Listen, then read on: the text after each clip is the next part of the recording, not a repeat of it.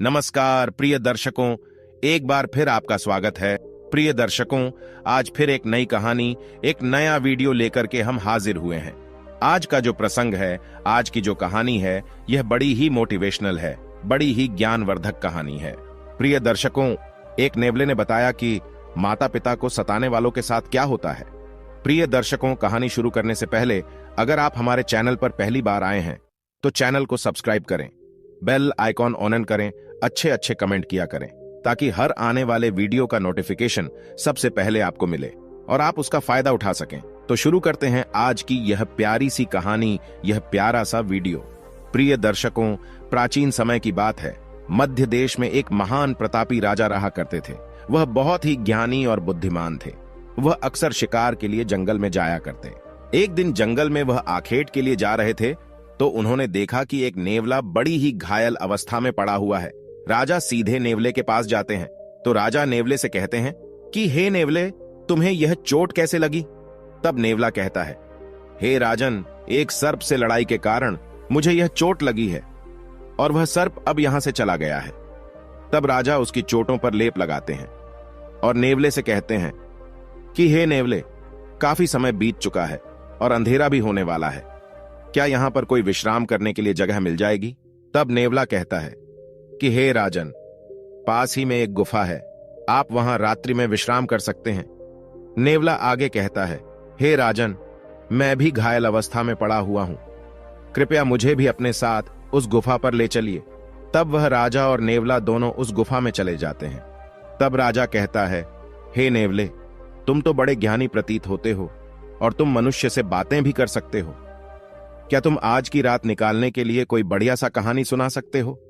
तब नेवला कहता है, हे राजन, मैं आपको आपके जीवन में काम आने वाली एक कहानी सुनाता हूं जिससे आपको ज्ञान भी प्राप्त होगा और प्रेरणा भी मिलेगी। लेकिन आपको मेरी एक शर्त माननी होगी, तभी मैं आपको यह कहानी सुनाऊंगा। तब राजा कहता है कि कैसी शर्त है? तब नेवला कहता है, हे राजन, आपको यह कहानी पूरी सुननी होगी और पूरे मन से सुननी होगी। अगर सुबह भी हो जाए तो तब भी आपको यह पूरी कहानी सुनकर जाना होगा। तब राजा कहता है, हे नेवले, मुझे तुम्हारी यह शर्त मंजूर है, कृपया आप अपनी कहानी शुरू कीजिए। तब नेवला कहता है, हे राजन, प्राचीन समय की बात है। पूर्व देश में एक अत्यंत शोभायमान नगरी थी। उस नगरी में नरोत्तम नाम से प्रसिद्ध एक ब्राह्मण रहता था। वह अपने माता पिता का अनादर करके उन्हें अकेला छोड़कर तीर्थ स्थान के लिए निकल पड़ता है। उस ब्राह्मण में चमत्कारिक ज्ञान और अद्भुत शक्ति थी। जब भी वह तीर्थों में स्नान करके बाहर निकलता तो उसके वस्त्र आकाश में ही सूखते थे और इस अद्भुत शक्ति पर उसके मन में बड़ा अहंकार हो गया था। वह समझने लगा था कि मेरे समान पुण्यात्मा और महायशस्वी दूसरा कोई नहीं है। फिर एक दिन वह स्नान करके ऊपर की ओर देखते हुए चल रहा था। उसके वस्त्र भी आकाश में सूख रहे थे। इतने में ही एक बगुले ने उसके मुंह पर बैठकर विष्ठा कर दिया। इस बात से उस ब्राह्मण को बड़ा क्रोध आ गया और उसने उस बगुले को भस्म होने का श्राप दे दिया। श्राप के प्रभाव से वह बगुला मरकर जमीन पर आकर गिर पड़ा। उस बगुले की मृत्यु होते ही उस उत्तम के भीतर महामहिम ने प्रवेश कर लिया। उस ब्राह्मण को अपनी शक्ति पर बड़ा घमंड हो गया और फिर उसी पाप के कारण ब्राह्मण के वस्त्र जो आकाश में उड़ रहे थे जमीन पर गिर पड़े और फिर अब उसके वस्त्र आकाश में नहीं ठहरते थे। अपनी शक्ति को खोकर उस ब्राह्मण को बड़ा दुख हुआ और वह शोक करने लगा। तब अचानक से आकाश से एक आकाशवाणी सुनाई दी, हे ब्राह्मण, अब तुम द्वारा में धर्मात्मा मुख चांडाल के पास जाओ। वहां पर जाने से तुम्हें धर्म का ज्ञान होगा। उस चांडाल के वचन तुम्हारे लिए कल्याणकारी होंगे। यह आकाशवाणी सुनते ही वह ब्राह्मण मुख चांडाल के घर की तरफ जाने लगा। जब वह उस मूक चांडाल के घर पर पहुंचा तो उसने देखा कि वह चांडाल सब प्रकार से अपने माता पिता की सेवा में लगा है। ठंड के दिनों में वह चांडाल अपने माता पिता के स्नान के लिए गर्म जल में स्नान कराकर उनके शरीर पर तेल लगाता था। उन्हें रुईदार गर्म कपड़े पहना आता था। प्रतिदिन उन्हें मिष्ठान भोजन परोसता था और सुगंधित माला पहनाकर उनका आदर सत्कार करता था। गर्मी के मौसम में वह प्रतिदिन माता पिता को पंखा करता था। इस प्रकार से रोज माँ पिता की सेवा करके ही वह भोजन किया करता था। इन्हीं पुण्य कर्मों के कारण उस चांडाल का घर आकाश में तरंग करता था। उस घर को किसी खंभे का आधार भी नहीं था, मानो वह घर आकाश में उड़ रहा हो। साक्षात भगवान विष्णु ब्राह्मण का वेश धारण करके उस चांडाल के घर में विचरण कर रहे थे, जिससे उस चांडाल के घर की शोभा बढ़ रही थी। यह सब विचित्र प्रकार देखकर उस नरोत्तम ब्राह्मण को बड़ा विस्मय हुआ। उसने उस मूक चांडाल से कहा, हे चांडाल, तुम मेरे पास आओ। मैं तुम्हें कुछ धर्म की बात पूछना चाहता हूं, जिसका तुम ठीक ठीक से उत्तर दो। फिर वह मूक चांडाल बोला, हे विप्रवर, इस समय मैं अपने माता पिता की सेवा कर रहा हूं। उन्हें छोड़कर मैं आपके पास नहीं आ सकता। मेरे लिए मेरे माता पिता से बढ़कर कोई और नहीं है। माता पिता ही मेरे भगवान हैं। यदि मैं उनकी सेवा करना छोड़कर चला जाऊं तो मुझे महापाप लगेगा। इसीलिए मेरे माता पिता की सेवा करने के बाद ही मैं आपसे मिल सकता हूं। इसीलिए आप थोड़ी देर तक द्वार पर ठहरिए, मैं आपका अतिथि सत्कार करूंगा। उस मूक चांडाल के इतना कहते ही नरोत्तम ब्राह्मण आग बबूला हो गया और बोला, हे चांडाल, मुझ ब्राह्मण की सेवा करना छोड़कर दूसरा कौन सा कार्य बड़ा हो सकता है। फिर वह मूक चांडाल बोला, हे ब्राह्मण देवता, क्यों गुस्सा कर रहे हो? मैं वह बगुला नहीं हूं जिसे आपने श्राप देकर भस्म कर डाला। बगुले पर आपका श्राप प्रभाव डाल सकता है, किंतु मुझ पर नहीं। अब आपकी धोती न तो आकाश में सूखती है और न ठहर पाती है। इसीलिए आप आकाशवाणी सुनकर मेरे पास आए हैं। थोड़ी देर रुकिए, मैं आपके प्रश्न का उत्तर अवश्य दूंगा, अन्यथा आप उस पतिव्रता स्त्री के पास जाइए। उस पतिव्रता स्त्री का दर्शन करने पर ही आपका कार्य सिद्ध हो जाएगा। नेवला कहता है, उसके पश्चात जो भगवान विष्णु ब्राह्मण का रूप धारण करके चांडाल के घर में बैठे हुए थे, उन्होंने बाहर आकर उस नरोत्तम ब्राह्मण से कहा, हे विप्रवर, चलिए, मैं आपको उस पतिव्रता देवी के घर लेकर चलता हूं। फिर उस नरोत्तम ब्राह्मण ने कुछ देर तक विचार किया और उस ब्राह्मण के साथ चल पड़ा, जो साक्षात भगवान विष्णु ही थे। पतिव्रता के घर की तरफ जाते समय रास्ते में उस नरोत्तम ब्राह्मण ने उस ब्राह्मण रूपी भगवान से पूछा, हे विप्रवर, आप ब्राह्मण होते हुए भी इस चांडाल के घर में किस लिए निवास करते हैं?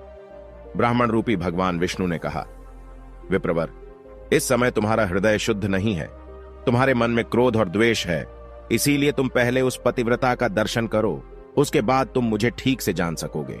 नरोत्तम ब्राह्मण ने पूछा, हे महात्मा, वह पतिव्रता कौन है? उसका शास्त्र ज्ञान कितना बड़ा है और किस कारण से मैं उसके पास जा रहा हूं? कृपया मुझे बतलाइए। ब्राह्मण रूपी भगवान बोले, हे नरोत्तम, नदियों में गंगा जी श्रेष्ठ हैं और स्त्रियों में पतिव्रता स्त्री ही श्रेष्ठ है। जो पतिव्रता नारी प्रतिदिन अपने पति की सेवा करती है, उसकी आज्ञा का पालन करती है, वह अपने पिता के कुल और पति के कुल, दोनों कुलों के 100 पीढ़ियों का उद्धार कर देती है। फिर नरोत्तम ब्राह्मण ने पूछा, हे द्विज श्रेष्ठ, कौन सी स्त्री पतिव्रता होती है? पतिव्रता का क्या लक्षण है? कृपया आप मुझे ठीक से समझाइए। ब्राह्मण रूपी भगवान बोले, हे ब्राह्मण, जो स्त्री 100 गुना अधिक स्नेह से पति की आराधना करती है, राजा के समान पति की आज्ञा का पालन करती है, पति को भगवान का स्वरूप समझती है, वह पतिव्रता है।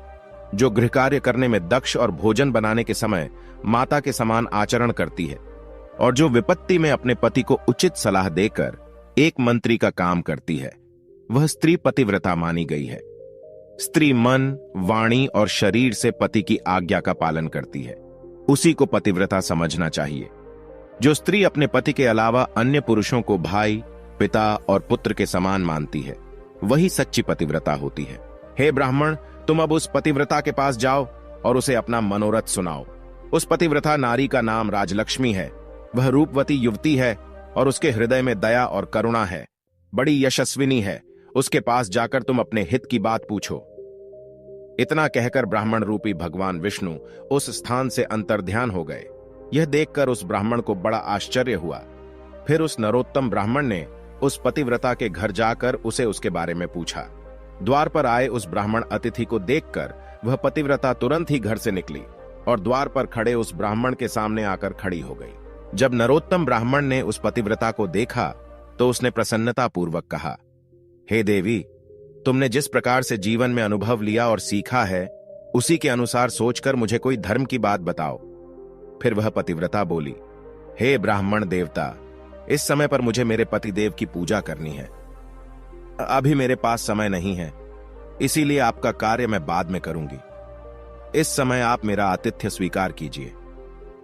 इस पर वह नरोत्तम ब्राह्मण बहुत क्रोधित हो उठा और बोला, हे कल्याणी, इस समय मैं भूख और प्यास से तड़प रहा हूं और मैं बहुत थका हुआ हूं।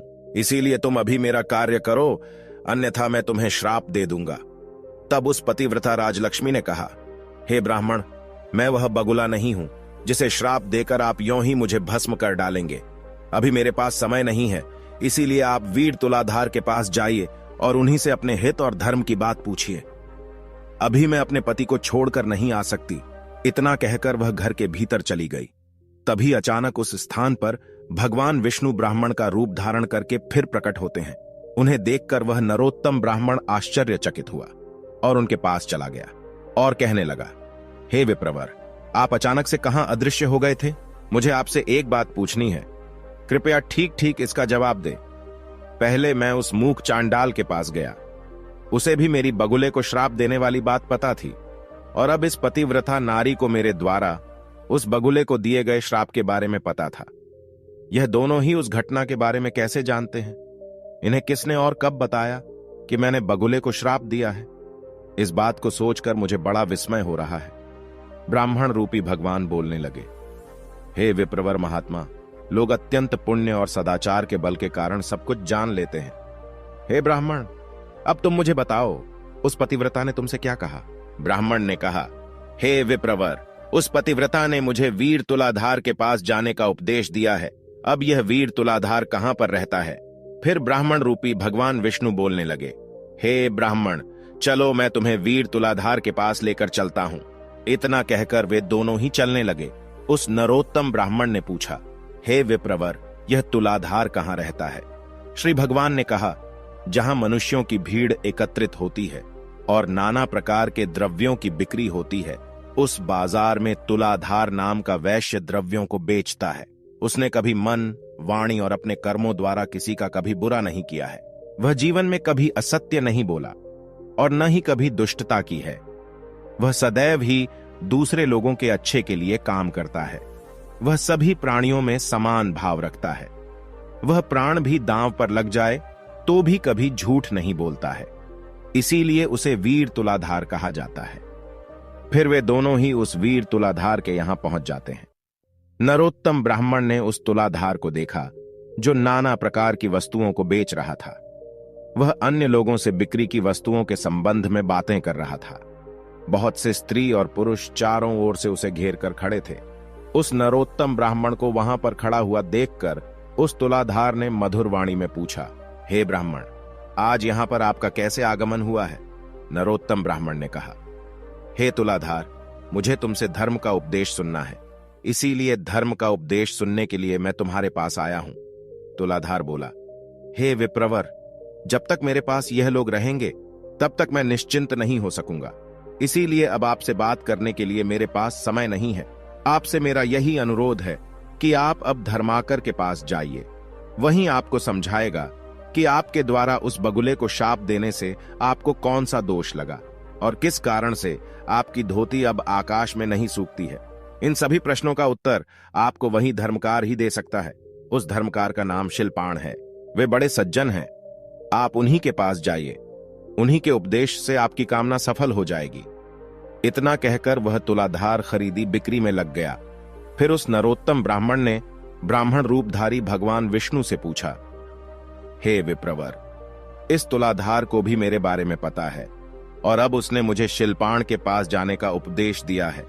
इसीलिए अब मैं उस शिल्पाण के पास जाऊंगा, लेकिन मुझे उस शिल्पाण का घर पता नहीं है। ब्राह्मण रूपधारी भगवान विष्णु ने कहा कि ब्राह्मण, चलो मैं तुम्हें उस शिल्पाण के घर की तरफ लेकर चलता हूं। फिर वे दोनों ही मार्ग पर चलने लगे। तब उस नरोत्तम ब्राह्मण ने भगवान विष्णु से पूछा, हे विप्रवर, यह तुलाधार न तो देवताओं की पूजा करता है, न ही ऋषियों की पूजा करता है और न अपने पितरों का तर्पण करता है। फिर भी इसे मेरे बारे में कैसे पता है? मैंने उस बगुले को शाप दिया। वह बात यह तुलाधार कैसे जानता है? मुझे बड़ा आश्चर्य हो रहा है। कृपया आप इन सब का कारण बताइए। ब्राह्मण रूपधारी भगवान विष्णु बोले, हे ब्राह्मण, उस तुलाधार ने सत्य और समता से तीनों लोकों को जीत लिया है। वह सदैव सत्य के साथ खड़ा रहता है, कभी दूसरों के साथ विश्वासघात नहीं करता है और इसी सत्य के कारण समस्त देवता, पितर और ऋषिगण उससे संतुष्ट रहते हैं। वह तुलाधार इन्हीं गुणों के कारण भूत और भविष्य की बात जानता है। सत्य से बढ़कर कोई धर्म नहीं है और झूठ से बढ़कर दूसरा कोई पाप नहीं है। जो पुरुष पाप से रहित है और जिसका चित्त अपने पराये, मित्र, शत्रु सभी के लिए समान है, वह किसी के साथ भेदभाव नहीं करता है। उसके सब पापों का नाश होता है। जो सभी के साथ समान व्यवहार करता है, उसके अंदर भगवान का वास होता है। जो इस प्रकार से सत्य के मार्ग पर चलकर सभी के साथ समान व्यवहार करता है, अपना पराया नहीं करता है, वह अपनी अनेकों पीढ़ियों का उद्धार कर देता है। जिसके अंदर सत्य होता है और जिसका स्वभाव सरल होता है, जो कभी भेदभाव नहीं करता है, वह साक्षात धर्म का ही स्वरूप होता है। इसी कारण से वह तुलाधार तुम्हारे बारे में जानता है। फिर उस नरोत्तम ब्राह्मण ने कहा कि विप्रवर, आपकी कृपा से मुझे तुलाधार के सर्वज्ञ होने का कारण पता चल गया है। अब आप मुझे उस शिल्पाण के बारे में बताइए। वह कौन है और किस कारण से वह प्रसिद्ध है? ब्राह्मण रूपी भगवान विष्णु बोलने लगे, हे ब्राह्मण, अब मैं तुम्हें शिल्पाण का इतिहास सुनाता हूं। इसे ध्यान से सुनो। पूर्व काल की बात है। एक राजा की पुत्री थी जो बड़ी ही सुंदर और जवान थी। वह कामदेव की पत्नी रथी और इंद्र की पत्नी शची के समान अत्यंत मनमोहक रूप वाली सुंदर थी। एक राजकुमार उस स्त्री से अपने प्राणों से भी अधिक प्रेम करते थे। राजकुमार ने उस राजा की पुत्री के साथ विवाह किया। उस स्त्री का नाम भी सुंदरी ही था। एक दिन राजकुमार को किसी महत्वपूर्ण कार्य के लिए अचानक ही बाहर देश जाना पड़ गया। उस राजकुमार ने मन ही मन सोचा, मैं अपने प्राणों से बढ़कर मेरी प्यारी पत्नी को किस स्थान पर रखें जिससे कोई इसका अपहरण न कर सके, जिससे इसके सतीत्व की रक्षा हो सके। इस विषय में उस राजकुमार ने बहुत देर तक विचार किया और उसने सोचा कि केवल धर्मात्मा शिल्पाण ही मेरी पत्नी के सतीत्व की रक्षा कर सकते हैं। इसीलिए वह राजकुमार अपनी रूपवान पत्नी को लेकर उस शिल्पाण के घर पर गए और उन्होंने शिल्पाण के सामने उसकी पत्नी की रक्षा करने का प्रस्ताव रखा। राजकुमार की बात सुनकर शिल्पाण को बड़ा आश्चर्य हुआ। वह बोलने लगा, हे राजकुमार, न तो मैं आपका पिता हूं, न भाई हूं, न बांधव हूं और न आपकी पत्नी के माता पिता के कुल का हूं। फिर आप अपनी पत्नी को मेरे घर पर क्यों रखना चाहते हैं? अपनी पत्नी को मेरे घर पर रखकर आप किस प्रकार से निश्चिंत हो सकेंगे? फिर राजकुमार बोलने लगा, हे महात्मन, मैं जानता हूं कि आपके समान धर्मात्मा और जितेंद्रिय पुरुष इस संसार में दूसरा कोई नहीं है। यह सुनकर शिल्पाण ने उस राजकुमार से कहा, हे राजकुमार, कृपया मुझे दोष मत देना। इस पृथ्वी लोक पर इस अप्सरा के समान आपकी पत्नी की रक्षा करने में कोई भी पुरुष कैसे समर्थ हो सकता है? हर कोई इसका उपभोग करना चाहेगा। फिर राजकुमार ने कहा, हे महात्मा, मैं बहुत सोच विचार करके ही आपके पास आया हूं। यह आपके घर में ही सुरक्षित रहेगी और यह बात मैं भली भांति जानता हूं। आपके घर में रहने पर ही इसके सतीत्व की रक्षा होगी। राजकुमार की बात सुनकर शिल्पाण कहने लगा, हे राजकुमार, इस नगर में बहुत से कामी पुरुष भरे पड़े हैं। यहां पर किसी सुंदर स्त्री के सतीत्व की रक्षा कैसे हो सकती है? वह राजकुमार पुनः बोला, हे महात्मा, जैसे भी हो, मेरी पत्नी आपके ही पास सुरक्षित रहेगी। आप इसकी रक्षा कीजिए। अब मैं जाता हूं। मुझे आप पर पूर्ण विश्वास है। फिर शिल्पाण कहने लगा, हे राजकुमार, मैं आपकी पत्नी के साथ सदा ही अनुचित बर्ताव करूंगा और उसी अवस्था में आपकी यह प्रिय पत्नी मेरे घर में सुरक्षित रहेगी। यदि मैं इसके साथ अच्छा बर्ताव करूंगा तो इस स्त्री के मन में मेरे प्रति काम भाव जागृत हो सकता है। इसीलिए मैं इसके साथ बुरा व्यवहार ही करूंगा। अन्यथा इस स्त्री की रक्षा के लिए आप ही कोई अनुकूल उपाय बताइए। मेरे घर में केवल एक ही शैया है और इसे मेरे और मेरी पत्नी के साथ उसी बिस्तर पर शयन करना होगा। इसके बाद भी आप अपनी पत्नी को मेरे पास रखना चाहते हैं तो इसे यहां पर रहने दीजिए, अन्यथा इसे यहां से लेकर चले जाइए। यह सुनकर उस राजकुमार ने कुछ क्षणों तक विचार किया और कहा कि महात्मा, मुझे आपकी बात स्वीकार है। आप मेरी पत्नी को लेकर एक ही बिस्तर पर सो सकते हैं। आपको जो उचित लगे वह कीजिए। फिर राजकुमार ने अपनी सुंदर पत्नी से कहा, हे प्रिय, मैं जब तक लौटकर नहीं आता तुम इन महात्मा के घर में ही निवास करो। तुम उनके कहे अनुसार कार्य करना, तुम पर कोई दोष नहीं आएगा। यही मेरी आज्ञा है। इतना कहकर वह राजकुमार अपने कार्य के लिए निकल गए। राजकुमार के जाने के बाद उसकी सुंदर पत्नी शिल्पाण और उसकी पत्नी के साथ उनके घर में निवास करने लगी। शिल्पाण ने राजकुमार से जैसा कहा था वह वैसा ही व्यवहार राजकुमार की पत्नी के साथ करने लगा। वह शिल्पाण रोज अपनी पत्नी और राजकुमार की पत्नी, इन दोनों स्त्रियों के बीच में सोने लगा। उन दोनों स्त्रियों के बीच में सोने पर भी शिल्पाण के मन में पराई स्त्री के प्रति जरा सी भी वासना नहीं हुई। केवल उसकी पत्नी के स्पर्श से ही उसके मन में काम भोग की इच्छा होती थी। राजकुमार की पत्नी के अंगों का स्पर्श भी उस शिल्पाण को होता था, किंतु फिर भी उसके मन में राजकुमार की पत्नी के लिए कोई भावना जागृत नहीं हुई। शिल्पाण के मन में वैसा ही भाव रहता था जैसे कि किसी बालक का अपने माता के प्रति होता था। वह राजकुमार की पत्नी को माता के समान मानता था। उसके शरीर के अंग शिल्पाण को कितनी बार भी स्पर्श करते तो भी उसके मन में काम भाव जागृत नहीं होता था। इस प्रकार से रोज वह उन दो स्त्रियों के साथ एक ही बिस्तर पर सोने लगा, लेकिन कभी भी उसने राजकुमार की पत्नी को स्पर्श नहीं किया। इस प्रकार से 6 महीने बीत गए। 6 महीने के बाद जब राजकुमार फिर से लौटकर आ गए तो उन्होंने नगर में रहने वाले लोगों को शिल्पाण और अपनी पत्नी के बर्ताव के बारे में पूछा। फिर लोगों ने भी अपने अपनी रुचि के अनुसार उत्तर दिया। कोई राजकुमार को उनके निर्णय के लिए उनकी सराहना करते थे कि उन्होंने अपनी पत्नी को शिल्पाण के पास छोड़कर उचित काम किया है। वहीं कुछ नौजवान लोग आश्चर्य में पड़ जाते थे और कहते थे कि हे राजकुमार, आपने अपनी पत्नी को उस शिल्पाण को सौंप दिया, अब वह तो उसके साथ सोता है। स्त्री और पुरुष का संसर्ग होने पर दोनों का मन शांत कैसे रह सकता है।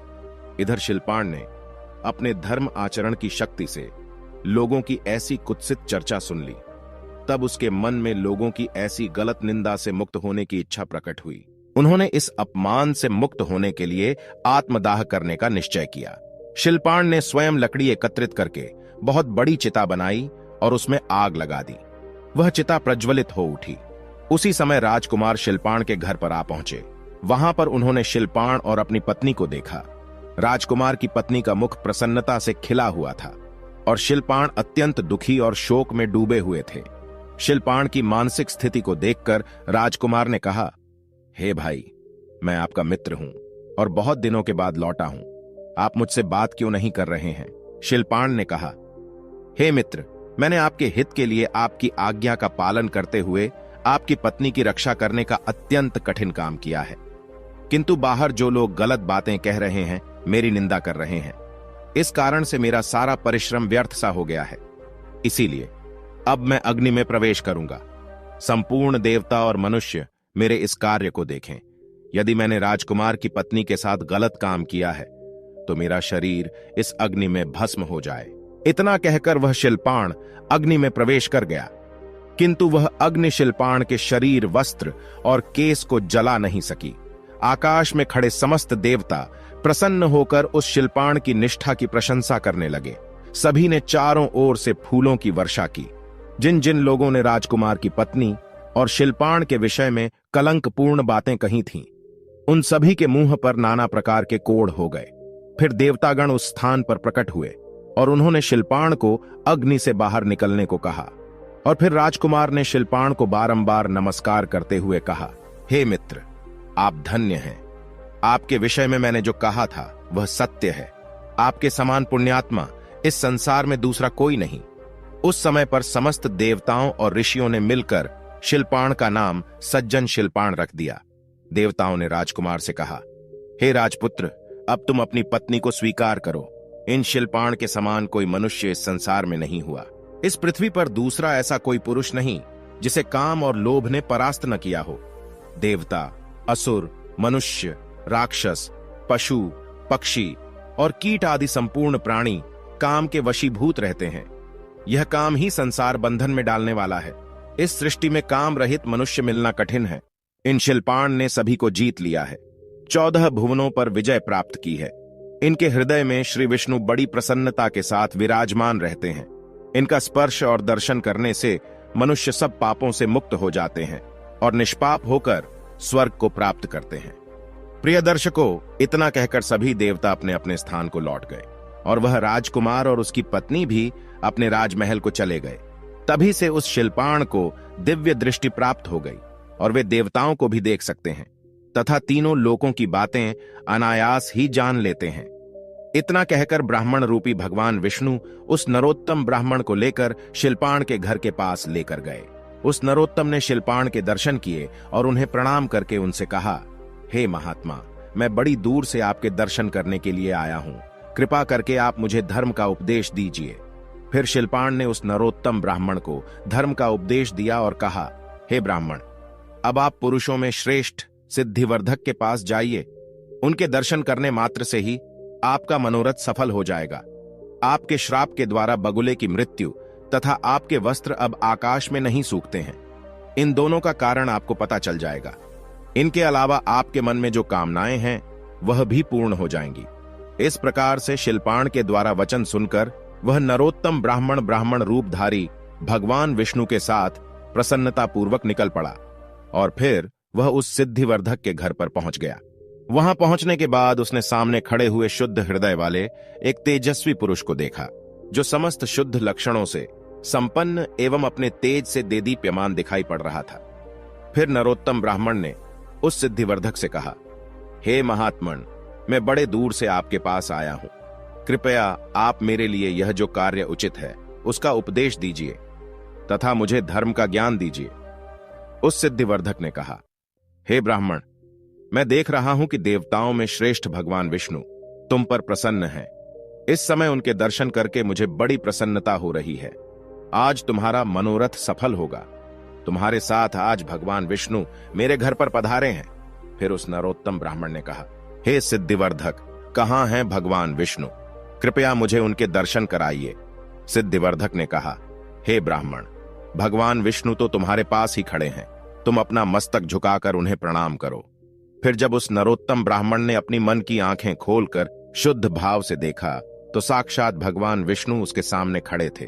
तब उस ब्राह्मण ने अपने हाथ जोड़कर भगवान विष्णु को प्रणाम किया और कहने लगा, हे देवेश्वर, आप मुझ पर प्रसन्न हुए हैं। आप इतने समय तक मेरे साथ ही चल रहे थे, मुझे मार्ग दिखा रहे थे, किंतु मैंने आपको नहीं पहचाना। हे प्रभु, अब मेरे मन में किसी चीज को पाने की अभिलाषा नहीं है। अब इस लोक और परलोक में मैं आपका सेवक बना रहूंगा। भगवान विष्णु बोले, हे ब्राह्मण, तुम्हारे ऊपर मेरा प्रेम सदा ही बना रहता है। मैंने स्नेहवश ही तुम्हें पुण्यात्माओं का दर्शन कराया है। पुण्यवान महात्माओं के एक बार भी दर्शन, स्पर्श, ध्यान एवं नाम उच्चारण करने से तथा उनके साथ बात करने से मनुष्य को स्वर्ग की प्राप्ति होती है। महापुरुषों का नित्य संग करने से सब पापों का नाश हो जाता है तथा मनुष्य अनंत सुख भोग कर मेरे स्वरूप में लीन हो जाता है। हे ब्राह्मण, तुम मेरे भक्त हो और तीर्थ स्वरूप हो, किंतु तुमने बगुले की मृत्यु के लिए जो श्राप दिया था उसके दोष से छुटकारा दिलाने के लिए मैंने ही आकाशवाणी के द्वारा तुम्हें कहा कि तुम मूक चांडाल के पास जाओ। उस मूक चांडाल के दर्शन करके तुमने देखा ही था कि वह किस प्रकार से अपने माता पिता का पूजन करता था। उन सभी महात्माओं के दर्शन करके आज तुम मेरे मंदिर में आए हो। करोड़ों जन्मों के बाद जिस मनुष्य के पापों का नाश होता है वही मनुष्य मेरा दर्शन कर पाता है, जिससे उसे मोक्ष की प्राप्ति होती है। हे वत्स, मेरी ही इच्छा से आज तुमको मेरा दर्शन हुआ है, इसीलिए तुम्हारे मन में जो इच्छा हो उसके अनुसार मुझसे वरदान मांग लो। वह नरोत्तम ब्राह्मण बोला, हे प्रभु, मेरा मन सदैव ही आपके ही ध्यान में लगा रहता है। संपूर्ण लोकों के स्वामी आप ही हैं। आपके सिवा कोई भी दूसरी वस्तु मुझे प्रिय नहीं है। भगवान विष्णु ने कहा, हे निष्पाप ब्राह्मण, तुम्हारी बुद्धि में सदैव ही ऐसे उत्तम विचार आते हैं, इसीलिए तुम मेरे धाम में आकर दिव्य भोगों का उपभोग करोगे। किंतु तुम्हारे माता पिता तुमसे आदर नहीं पा रहे हैं, इसीलिए तुम जाकर पहले अपने माता पिता की पूजा करो, उसके बाद ही तुम्हें बैकुंठ में स्थान प्राप्त हो सकता है। उनके दुख पूर्वक जीवन और क्रोध से तुम्हारी तपस्या प्रतिदिन नष्ट हो रही है। जिस पुत्र के ऊपर सदा ही माता पिता का कोप रहता है उसे नरक में पड़ने से कोई भी नहीं रोक सकता। इसीलिए तुम माता पिता के पास जाओ और यत्न पूर्वक उनकी सेवा करो, उनकी पूजा करो, तभी तुम्हें मोक्ष प्राप्त होगा। भगवान विष्णु के द्वारा इस प्रकार से कहने पर वह नरोत्तम ब्राह्मण कहने लगा, हे प्रभु, यदि आप मुझ पर प्रसन्न हैं तो मुझे अपने स्वरूप का दर्शन कराइए। तब भगवान विष्णु ने कहा, तथास्तु। और फिर उन्होंने अपने शंख, चक्र, गदा और पद्म धारण किए हुए स्वरूप का दर्शन नरोत्तम को करा दिया। फिर ब्राह्मण भगवान विष्णु के अप्रतिम और अत्यंत सुंदर रूप को देखकर उन्हें बारंबार प्रणाम करने लगा और कहने लगा, हे जगदीश्वर, आज मेरा जन्म सफल हुआ। आज मेरे नेत्र कल्याणमय हो गए। आज मैं धन्य हो गया। इस समय मेरे सभी मनोरथ सफल हुए। किंतु हे प्रभु, मेरे मन में केवल एक शंका है, कृपया आप उसका समाधान कीजिए। हे प्रभु, उस मूर चांडाल पतिव्रता स्त्री शिल्पाण आदि के विषय में सोचकर मुझे बड़ा विस्मय हो रहा है। भला वे लोग दूर रहकर भी मेरे बारे में कैसे जानते थे? उन्हें कैसे पता चला कि मैंने उस बगुले को श्राप दिया है तथा मेरे वस्त्र अब आकाश में नहीं सूखते हैं? इन सब बातों का यथार्थ क्या है? कृपया मुझ पर अनुग्रह करके बताइए। तब भगवान विष्णु ने कहा, हे वत्स, वह मुक चांडाल सदा अपने माता पिता में भक्ति रखता था। वह राजलक्ष्मी पतिव्रता नारी थी। वह तुलाधार सत्यवादी था और सभी लोगों के प्रति सम्मान भाव रखता था। शिल्पाण में लोभ और काम पर विजय पाई है और यह सिद्धिवर्धक मेरा अनन्य भक्त है। इन्हीं सद्गुणों के कारण मैं प्रसन्न होकर इन सभी के घर में निवास करता हूं। मेरे साथ सरस्वती और लक्ष्मी भी इनके यहां मौजूद रहती है। वह मूक चांडाल सभी का कल्याण करने वाला है, इसीलिए देवता उसे ब्राह्मण मानते हैं। पुण्य कर्म द्वारा मुक चांडाल की समानता करने वाला संसार में दूसरा कोई नहीं है। वह सदा माता पिता की भक्ति में संलग्न रहता है। उसने अपने माता पिता की भक्ति करके तीनों लोकों को जीत लिया है। उसकी माता पिता के प्रति भक्ति देखकर मैं बहुत संतुष्ट रहता हूं। इसीलिए उसके घर के भीतर मैं ब्राह्मण का रूप धारण करके निवास करता हूं। इसी प्रकार से मैं उस पतिव्रता के, तुलाधार के, शिल्पाण के और इस सिद्धिवर्धक के घर में सदा निवास करता हूं। एक क्षण के लिए भी मैं इनका घर नहीं छोड़ता। जो पुण्यात्मा है वे ही मेरा प्रतिदिन दर्शन पाते हैं। पापी लोग मेरा दर्शन नहीं पा सकते। तुमने अपने पुण्य के प्रभाव से मेरा दर्शन किया है। अब मैं तुम्हें उन महात्माओं के सदाचार का वर्णन करूंगा। इसे ध्यान से सुनो। इस वर्णन को सुनकर मनुष्य जन्म और मृत्यु के बंधन से सर्वथा मुक्त हो जाता है। वत्स, देवताओं में भी पिता और माता से बढ़कर तीर्थ नहीं है। जिसने माता और पिता की आराधना की है महापुरुषों में श्रेष्ठ है। वह मेरे हृदय में रहता है और मैं उसके हृदय में। हम दोनों में कोई अंतर नहीं रह जाता। इस लोक में और परलोक में वह मेरे समान ही पूज्य है। वह ने समस्त बंधु बांधवों के साथ मेरे रमणीय बैकुंठ धाम में पहुंचकर मुझ में ही लीन हो जाता है। माता पिता की आराधना के बल से ही वह मुक चांडाल तीनों लोकों की बातें जानता है। इस प्रकार से भगवान के वचन सुनकर वह मूक चांडाल बोला, हे जगदीश्वर, मोह और अज्ञानवश यदि किसी ने माता और पिता की आराधना नहीं की हो और फिर यदि उसे भले बुरे का ज्ञान हो जाए पर वह माता पिता की सेवा करना चाहे तो उसके लिए क्या कर्तव्य है? तब भगवान बोले, हे वत्स, 1 वर्ष, 1 मास, 1 पक्ष, 1 सप्ताह अथवा 1 दिन भी जिसने माता पिता की भक्ति की है वह मेरे धाम को प्राप्त होता है। तथा जो अपने माता पिता के मन को कष्ट पहुंचाता है, उनका अपमान करता है, वह अवश्य ही नरक में पड़ता है। जो बुद्धिमान पुत्र अपना सर्वस्व लगाकर माता पिता का श्राद्ध करता है वह पूर्व जन्म की बातों का स्मरण करने वाला बन जाता है। उसे पितृभक्ति का पूरा फल मिलता है। श्राद्ध से बढ़कर महान यज्ञ तीनों लोकों में दूसरा कोई नहीं है। इसमें जो कुछ भी दान दिया जाता है वह सब अक्षय होता है। दूसरों को जो दान दिया जाता है उसका फल 10,000 गुना होता है। फिर वह नरोत्तम ब्राह्मण कहने लगा, हे प्रभु, आपने पिता के लिए किए जाने वाले श्राद्ध के बारे में बताया। कृपया आप मुझे बताइए कि पुत्र को पिता के जीते जी क्या करना चाहिए? कौन सा काम करके बुद्धिमान पुत्र को परम कल्याण की प्राप्ति हो सकती है? भगवान विष्णु बोले, हे वत्स, पिता को देवता के समान समझकर उनकी पूजा करनी चाहिए और पुत्र की भांति उन पर स्नेह रखना चाहिए। कभी मन से भी उनकी आज्ञा का उल्लंघन नहीं करना चाहिए। जो पुत्र रोगी पिता की सेवा करता है उसे अक्षय स्वर्ग की प्राप्ति होती है। पिता जब मरणासन्न होकर मृत्यु के लक्षण देख रहे हों उस समय भी उनका पूजन करके पुत्र देवताओं के समान हो जाता है। पिता की सद्गति के लिए विधिपूर्वक उपवास करने से जो भी लाभ होता है वह 1000 अश्वमेध और 100 राजसूय यज्ञ करने के बराबर होता है। प्रिय दर्शकों, नेवला राजा से कहता है, हे राजन, अब मैंने आपको माता पिता की सेवा के विषय में संपूर्ण ज्ञान दिया है। तब राजा कहता है, हे ज्ञानी नेवले, आज आपने मुझे माता पिता के संबंध में उत्तम ज्ञान दिया है। इसके लिए मैं आपका आभारी हूं। अब मैं इस ज्ञान का प्रचार संपूर्ण राज्य में करूंगा। प्रिय दर्शकों, हमारी आज की कहानी यहां समाप्त होती है। हम उम्मीद करते हैं कि आपको हमारी आज की यह कहानी, आज का यह वीडियो पसंद आया होगा और आप इससे ढेर सारी प्रेरणा लेंगे। मिलते हैं अगली ज्ञान चर्चा के साथ अगले वीडियो में। तब तक के लिए नमस्कार, धन्यवाद।